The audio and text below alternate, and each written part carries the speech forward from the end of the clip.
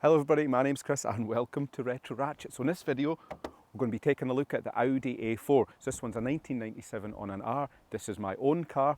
It's actually going to be the last video, unfortunately, we're doing in this series on it. And why? Because I'm going to sell it. So one of you lucky guys or girls can pick this car up if you keep an eye in the classified section. So why am I selling it? Yeah, I found a replacement, something a little bit newer. It could make some interesting content as well, I feel, and I'm going to actually pick that up later today. So in this video, we're going to take a look at the whole project series from start to finish, why I bought it, where I bought it, what I've done to it. We're going to take a walk round, look at the outside, the condition, the interior, the engine bay, and hopefully you guys will be impressed and will want to buy it. Oh, and we're also going to take it for a drive and I'm going to show you how it drives. So I hope you all enjoy this and please remember to like and subscribe.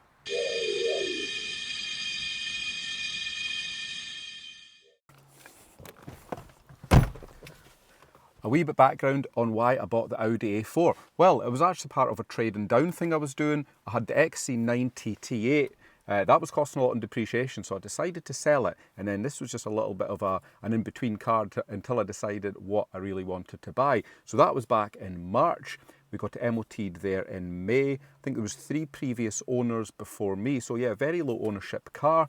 It's currently sitting on 31,000 miles, but we'll get back to mileage later. There's a little bit of an anomaly with that, but it does seem like there's a reasonable explanation for that. I know everybody says that. So since buying it, I really have got my hands dirty with the car. Videos 3, 4 and 5 were all mechanical ones where we were servicing, assessing all the work that needed doing on the car. We done full clutch kit, so that was a big job. That was the very first one, and then I totaled up all the spend, and it was just over £600. And obviously, the labour wasn't included because I done all the work myself. Then we done an exterior detailing video, so it shows you how good this car will come up with a little bit of elbow grease. And one video which I haven't yet aired, which is an interior detail, quite a short video, but such a stunning interior. I thought, why not see what we can do with it? So next, I'd like to show you around the exterior of the car. These are a little bit dull, a little bit bland. They're not very sporting at all, but they are very practical. Now this one, I think it's a really decent colour, really suits it. I'm not really a fan of metallic paint. There's no rust on this car, so that's the first thing to mention, but I wouldn't describe the paintwork as absolutely immaculate. There's lots and lots of little scratches, lots of little dents, but the important thing is corrosion. There is no corrosion. Now, if you looked at, I think it was video number 2, when we got the car up in the air, the floor is like a brand new car, and that is not exaggerating. Anybody who comes to look at this car will be absolutely shocked. It's original, it hasn't been undersealed, no Lanoguard, no nothing. It's as it came from factory and like brand new. So that in itself I think is pretty valuable. Fitted with original Audi alloy wheels here. These 2 back tyres have been replaced. Front 2 are not too bad. We've done a bit in a detail video on cleaning those wheels up, so they're actually in pretty decent condition.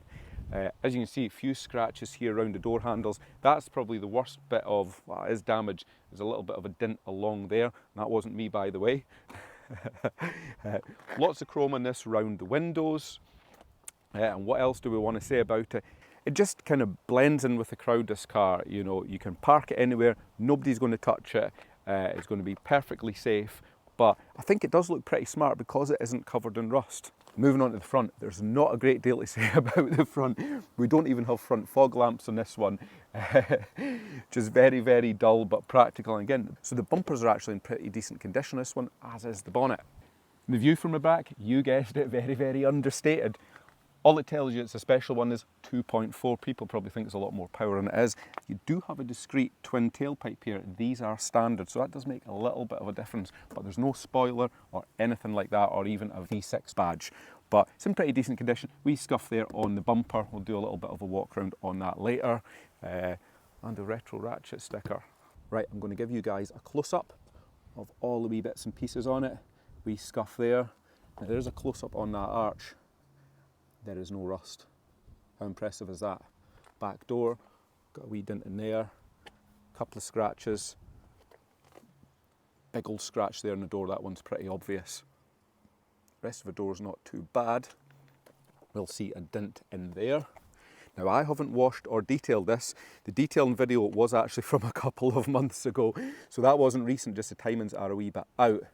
So this is it as it is. Nothing's been hidden or covered over. Again, you can see some wee scuffs there on that front bumper.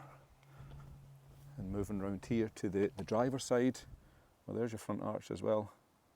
That is pretty mint. Well, it's not pretty mint, it is mint, no rust.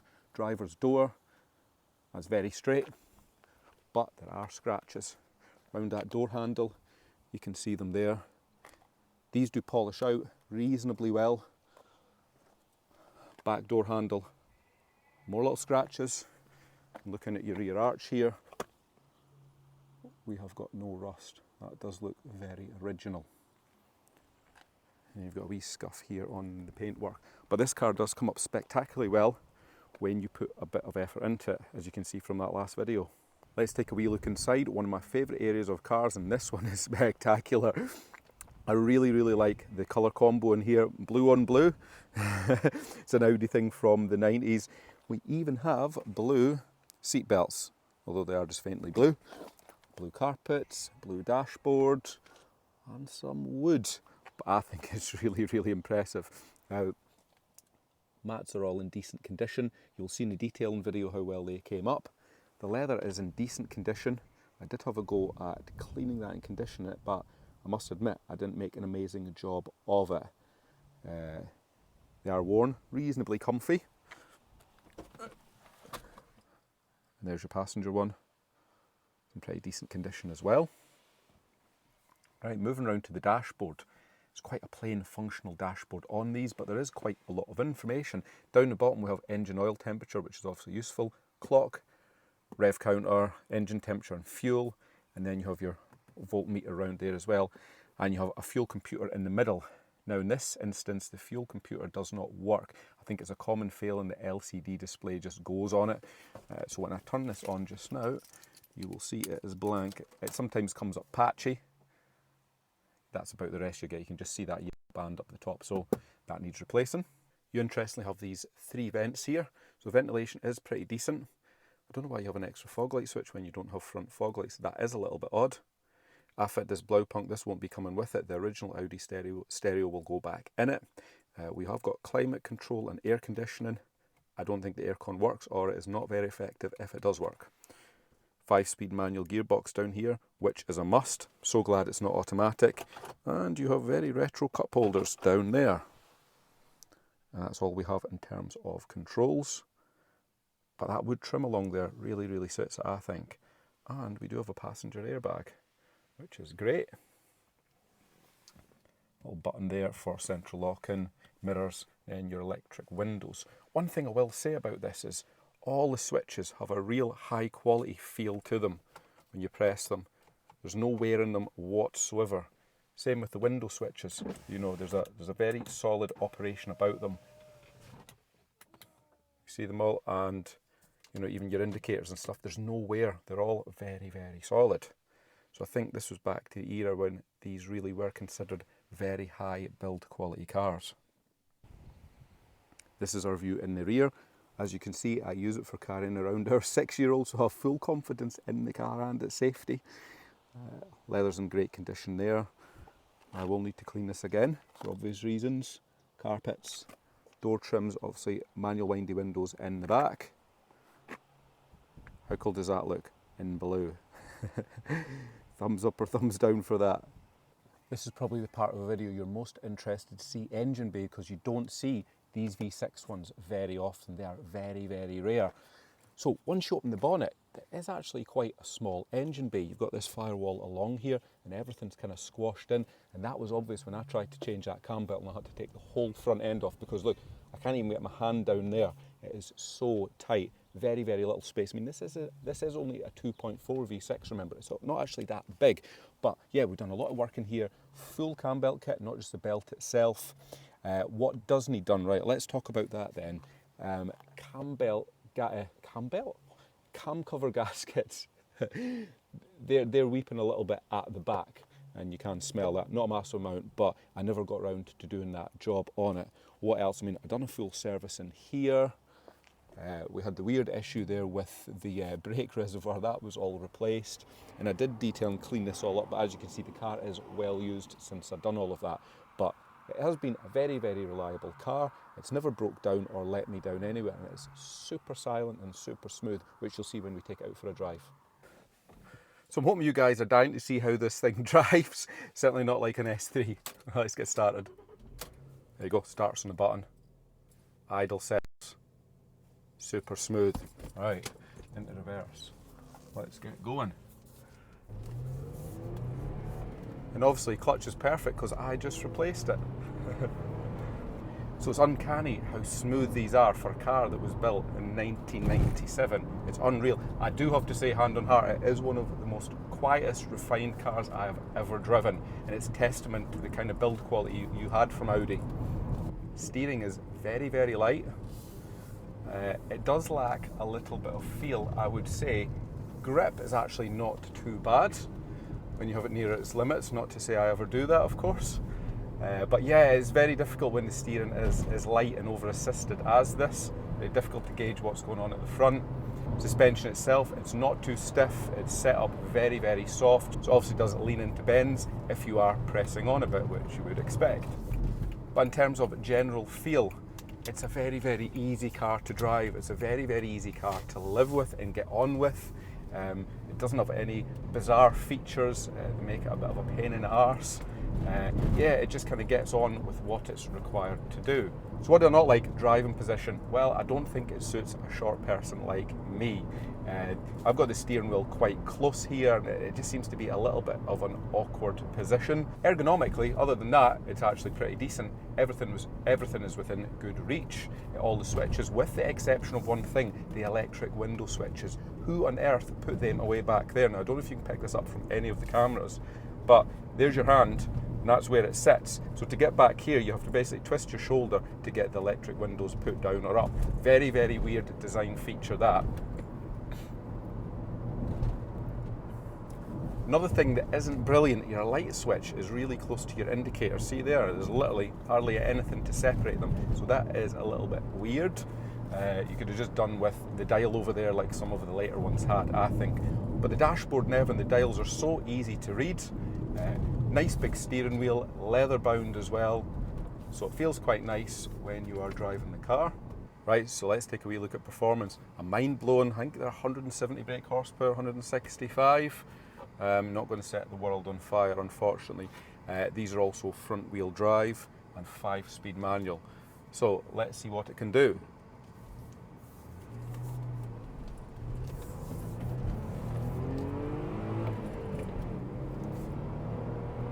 It sounds really nice. There you 60 in second. So it's not really slow, it's not really fast. I find it quite torquey and responsive. So, you know, when you're sitting on an A-class road, 50 mile an hour, you know, there's fourth gear, it just pulls, you know, there's no lag, very, very responsive, you know, it instantly moves, but isn't particularly exciting, I don't think, to drive. Torque is very linear and flat, I think from 3,000 to 6,000. I don't know if that's what they're meant to be. Now, mile per gallon is actually pretty decent in this. I've found on a run you're getting high 30s. We did do a family holiday down into England with it, and I was getting about 37 on average over a 250 mile journey, so it's not too bad. In daily use you're talking high 20s, very, very low 30s, which isn't bad for something this age with the V6 in it. Pulls nice and cleanly through the gears, no misfires, hesitation, anything like that. Yeah, it's just a nice docile thing to drive. The power isn't peaky at all. Yeah, it just plods along quite nicely, and when you do need to overtake, you know, that power is there instantly. So there's third gear, 40 mile an hour, floor it, 50, 55, 60, so yeah, it's alright. You do only faintly hear that lovely V6 soundtrack, which is a bit of a shame. But when you actually work on this car and you start taking things off it, you'll see how incredibly well sound deadened it actually is. Like I said, underneath, the build quality, the way even all the heat shields are attached onto the car, yeah, it's a very, very nice thing to work on.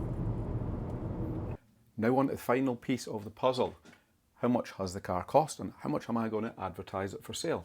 So to buy the car, it cost me, including fees and VAT, $1,400.